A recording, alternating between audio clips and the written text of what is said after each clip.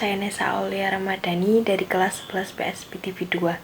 Di kesempatan kali ini, saya akan menjelaskan tentang pengertian teks argumentasi, struktur teks argumentasi, ciri-ciri teks argumentasi, dan kaidah bahasa yang ada di dalam teks argumentasi. Untuk yang pertama, kita akan menuju ke pengertian dari teks argumentasi. Argumentasi adalah turunan dari verb to argua, atau dalam bahasa Inggris yang artinya membuktikan atau menyampaikan alasan yang meyakinkan pembaca.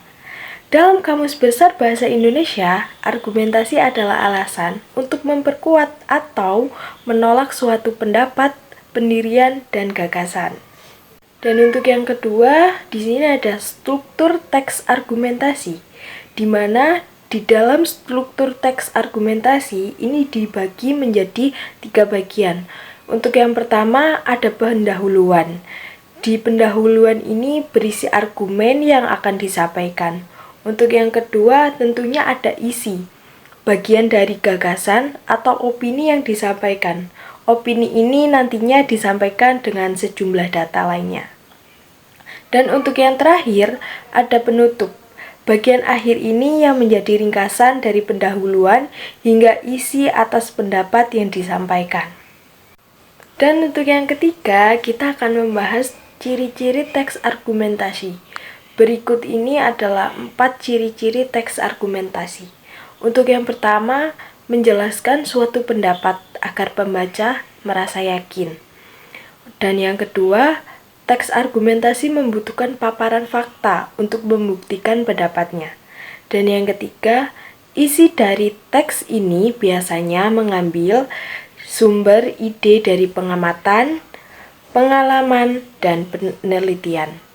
Dan untuk yang keempat, penutup teks argumentasi biasanya berupa kesimpulan. Dan yang keempat, kita akan membahas tentang kaidah kebahasaan di dalam teks argumentasi. Di sini di dalam kaidah kebahasaan teks argumentasi dibagi menjadi 3 bagian, yaitu ada adverbia dan konjungsi, dan yang ketiga ada verba. Untuk yang pertama adalah adverbia. Adverbia atau kata keterangan adalah kelas kata yang memberikan keterangan kepada kata lain yang bukan nominal. Misalnya untuk verba dan adjektif. Contoh adverbia adalah sangat, amat, tidak. Untuk yang kedua ada konjungsi.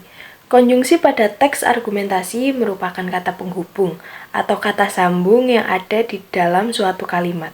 Sebenarnya, konjungsi ini bisa diterapkan baik pada kalimat lisan maupun tulisan.